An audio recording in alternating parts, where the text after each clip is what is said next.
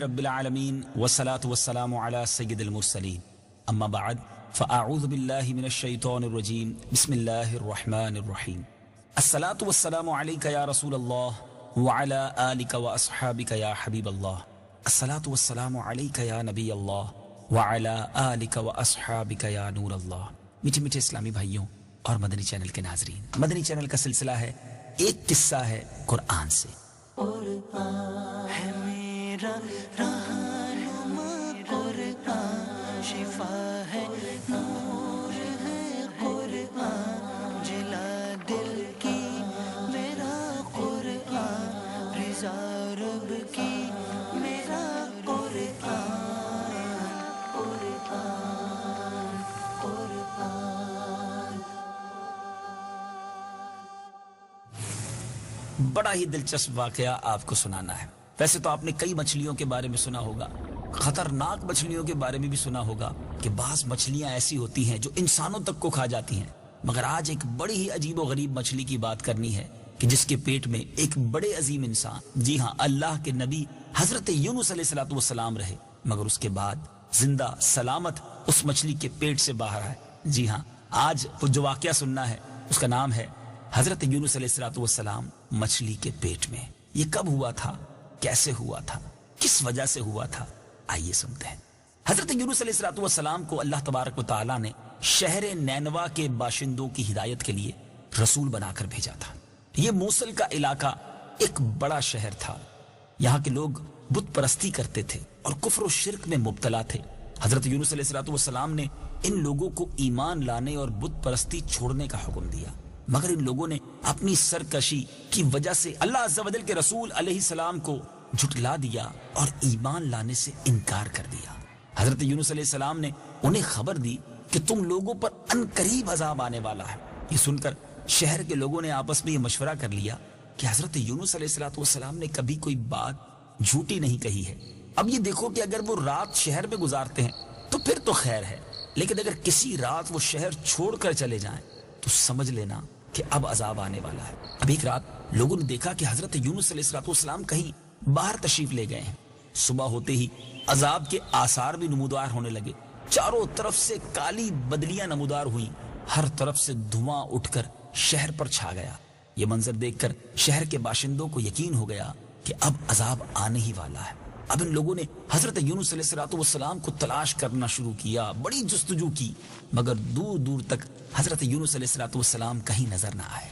اب شہر والوں کو اور زیادہ خطرہ اور اندیشہ ہو گیا، چنانچہ شہر کے تمام لوگ خوف خداوندی عز و جل سے ڈر کر کانپ اٹھے اور سب کے سب اپنے عورتوں، بچوں بلکہ مویشیوں کو ساتھ لے کر پھٹے پرانے کپڑے پہن کر روتے ہوئے جنگل میں نکل گئے اور رو رو کر صدق کے دل سے حضرت یونس علیہ السلام پر ایمان لانے کا اقرار اور اعلان کرنے لگے۔ شوہر بیوی سے اور مائیں بچوں سے الگ ہو کر سب کے سب استغفار میں مشغول ہو گئے اور دربار باری میں گر گڑا کر گریہ وزاری شروع کر دی۔ جو مظالم آپس میں کیے تھے وہ بھی ایک دوسرے سے معافی تلافی کرنے لگے، غرض سچی توبہ کر کے اللہ تبارک و تعالیٰ سے یہ عہد کیا کہ حضرت یونس علیہ السلام جو خدا کا پیغام لائے ہیں ہم اس پر صدق کے دل سے ایمان لائے۔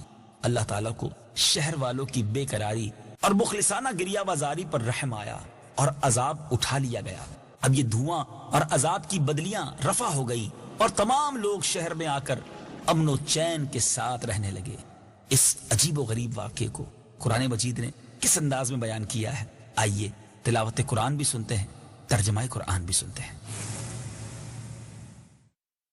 فلولا كانت قرية آمنت فنفعها إيمانها إلا قوم يونس لما آمنوا كشفنا عنهم عذاب الخزي في الحياة الدنيا ومتعناهم إلى حين۔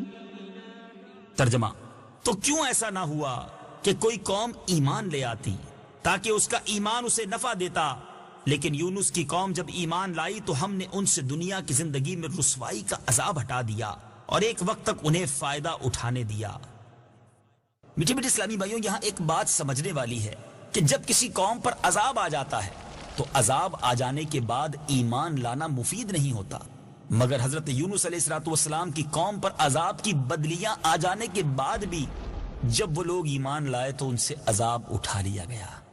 طبرانی شریف کی روایت ہے کہ شہر نینوا پر جب عذاب کے آثار ظاہر ہونے لگے اور حضرت یونس علیہ الصلوۃ والسلام باوجود تلاش و جستجو کے لوگوں کو نہیں ملے تو شہر والے گھبرا کر اپنے ایک عالم کے پاس گئے جو صاحب ایمان اور شیخ وقت تھے اور ان سے فریاد کرنے لگے تو انہوں نے حکم دیا کہ تم لوگ یہ وظیفہ پڑھ کر دعا مانگو، یا حی حین لا حی و یا حی یحیی الموتى و یا حی لا الہ الا انت۔ چنانچہ لوگوں نے یہ پڑھ کر دعا مانگی تو عذاب ٹل گیا۔ بعض روایتوں میں کچھ اور وظائف بھی ملتے ہیں۔ میٹھے میٹھے اسلامی بھائیوں، عذاب تو ٹل گیا، اب حضرت یونس علیہ الصلوۃ والسلام کہاں تھے اور پھر یہ واقعہ آگے کیسے بڑھا؟ حضرت یونس علیہ الصلوۃ والسلام شہر کے قریب آئے تو آپ نے شہر میں عذاب کے کوئی اثر کو نہیں دیکھا۔ لوگوں نے عرض کی کہ حضور اپنی قوم میں تشریف لے جائیے، تو آپ نے فرمایا کہ میں اپنی قوم میں کس طرح جا سکتا ہوں؟ میں تو ان لوگوں کو عذاب کی خبر دے کر شہر سے نکل گیا تھا مگر عذاب تو نہ آیا، تو اب وہ لوگ مجھے جھوٹا سمجھ کر قتل کر دیں گے۔ آپ یہ فرما کر غصے میں بھر کر شہر سے پلٹ آئے اور ایک کشتی میں سوار ہو گئے۔ یہ کشتی جب بیچ سمندر میں پہنچی تو کھڑی ہو گئی۔ اب وہاں کے لوگوں کا ایک بڑا عجیب و غریب عقیدہ تھا کہ وہی کشتی سمندر میں کھڑی ہو جایا کرتی ہے کہ جب کشتی میں کوئی بھاگا ہوا غلام سوار ہو جاتا ہے۔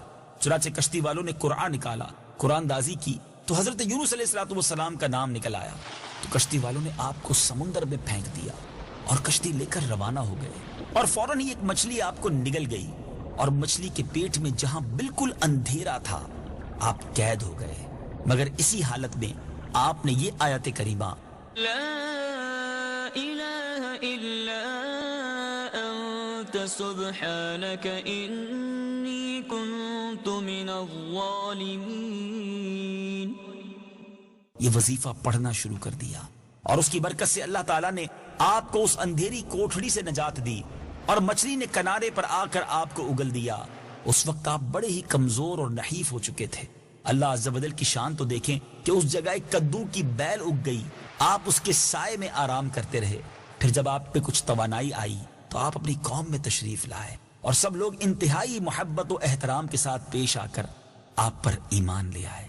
میٹھے میٹھے اسلامی بھائیوں، اس واقعے سے ہمیں یہ بھی پتہ چل رہا ہے کہ یہ آیت کریمہ جو آج کل ورد کیا جاتا ہے، یہ حضرت یونس علیہ الصلوۃ والسلام نے مچھلی کے پیٹ میں پڑی تھی، اور اللہ تعالیٰ نے اس مبارک آیت کی برکت سے آپ کو مچھلی کے پیٹ سے نجات عطا فرمائی۔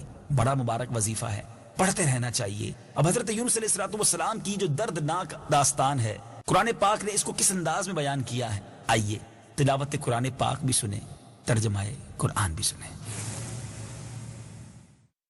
وَإِنَّ يُونُسَ لَمِنَ الْمُرْسَلِينَ إِذْ أَبَقَ إِلَى الْفُلْكِ الْمَشْحُونِ فَسَاهَمَ فَكَانَ مِنَ الْمُدْحَضِينَ فَالْتَقَمَهُ الْحُوتُ وَهُوَ مُلِيمٌ فَلَوْلَا أَنَّهُ كَانَ مِنَ الْمُسَبِّحِينَ لَلَبِثَ فِي بَطْنِهِ إِلَى يَوْمِ يُبْعَثُونَ فَنَبَذْنَاهُ بِالْعَرَاءِ وَهُوَ سَقِيمٌ وَأَنبَتْنَا عَلَيْهِ شَجَرَةً مِّن يَقْطِينٍ وَأَرْسَلْنَاهُ إِلَى 100,000 أَوْ يَزِيدُونَ فَآمَنُوا فَمَتَّعْنَاهُمْ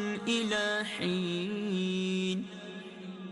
ترجمہ: اور بے شک یونس ضرور رسولوں میں سے ہیں، جب وہ بھری کشتی کی طرف نکل گیا تو کشتی والوں نے قرعہ ڈالا تو یونس دھکیلے جانے والوں میں سے ہو گئے، پھر انہیں مچھلی نے نگل لیا اور وہ اپنے آپ کو ملامت کر رہے تھے، تو اگر وہ تسبیح کرنے والا نہ ہوتا تو ضرور اس دن تک اس مچھلی کے پیٹ میں رہتا جس دن لوگ اٹھائے جائیں گے۔ پھر ہم نے اسے میدان میں ڈال دیا اور وہ بیمار تھا، اور ہم نے اس پر کدو کا پیڑ اگا دیا، اور ہم نے اسے 1,00,000 بلکہ زیادہ آدمیوں کی طرف بھیجا، تو وہ ایمان لے آئے تو ہم نے انہیں ایک وقت تک فائدہ اٹھانے دیا۔ میٹھے میٹھے اسلامی بھائیوں، اب یہاں اس واقعے سے سیکھنے کو کیا ملتا ہے کہ توبہ کریں، استغفار کریں، خوب اللہ کی بارگاہ میں گر گڑائیں، تو بڑے بڑے طوفان ٹل جایا کرتے ہیں، بڑی مصیبتیں دور ہو جایا کرتی ہیں۔ اگر آپ کسی پریشانی میں ہیں، آپ کسی مشکل میں ہیں، کسی مصیبت میں ہیں، اپنے رب کو پکاریے، لیکن دل سے پکاریے، سچی نیت کے ساتھ پکاریے، آنسو بہا کر توبہ کیجیے، وہ کریم ضرور کرم فرمائے گا۔ لیکن دیکھیں، صرف کانوں کو ہاتھ لگا لینا، گالوں پر چپت لگا کر توبہ توبہ کہہ لینا، یہ کافی نہیں ہے۔ توبہ ندامت کا نام ہے، شرمندگی کا نام ہے، اور دل کے پکے ارادے کا نام ہے کہ اب گناہ کرنا بھی نہیں، جو کیا ہے اس سے سچی توبہ بھی کرنی ہے، آئندہ زندگی اس غلطی سے باز رہنا ہے، ضرور کرم ہوگا۔ دوسری بات جو اس واقعے سے سیکھنے کو مل رہی ہے کہ اللہ تبارک و تعالی اپنے نیک بندوں کو، یہاں تک کہ نبیوں کو، کیسی کیسی آزمائشوں میں، امتحانوں میں مبتلا کرتا ہے، مگر یہ امتحان، یہ آزمائشیں گویا ان کے مراتب کو، ان کے درجوں کو بلند کرنے کے لیے ہوتی ہیں، اور پھر اس کے بعد جب ان امتحانوں میں وہ کامیاب ہوتے ہیں تو ذرا غور تو کیجئے پھر کیسے انعام و اکرام سے بھی نوازتا ہے۔ اب اگر آج مجھ پر اور آپ پر کوئی آزمائش آ جائے تو یہ غور کرنا چاہیے کہ ہماری تو کوئی حیثیت نہیں، اللہ کے نبیوں کو کیسے کیسے طوفانوں، مصیبتوں، پریشانیوں میں مبتلا کیا گیا، اور وہ اس پر ثابت قدم رہے، اللہ کی وہاں بھی ثنا کرتے رہے، رب سے وہاں بھی مدد مانگتے رہے۔ تو ہم بھی اگر کسی مشکل میں ہیں تو صبر کا دامن نہ چھوڑیں، اور اگر یہ امتحان آیا ہے تو اس پر پورا اترنا ہے، شکوے شکایت کر کے صبر کا ثواب تو ضائع نہ کریں۔ شاعر لکھتے ہیں نا، زباں پر شکوے رنجو علم لایا نہیں کرتے، زباں پر شکوے رنجو علم لایا نہیں کرتے، نبی کے نام لیوا غم سے گھبرایا نہیں کرتے۔ ہمت میں رہیے، اللہ تبارک و تعالیٰ کی بارگاہ سے مدد مانگتے رہیے، انشاءاللہ یہ مشکل دور ہونی ہے، یہ وقت بھی گزر جائے گا۔ جی ہاں، آپ پر اور ہم پر پھر خوشحالی کے دن آئیں گے۔ اللہ تعالیٰ ہم سب کو صبر کا دامن تھامے رکھنے کی توفیق عطا فرمائے، فیضان قرآن کو خوب عام کرنے کی توفیق عطا فرمائے۔ دیکھیں نا، قرآن پاک میں کتنے خوبصورت واقعات بھی ہیں، اور ہمارے لیے کتنے پیارے پیارے مدنی پھول بھی ہیں۔ مدنی چینل دیکھتے رہیے، اگلے سلسلے میں ایک اور قصہ قرآن کا لے کر حاضر ہوں گے۔ صلو علی الحبیب صلی اللہ تعالی علی محمد صلی اللہ علیہ وسلم۔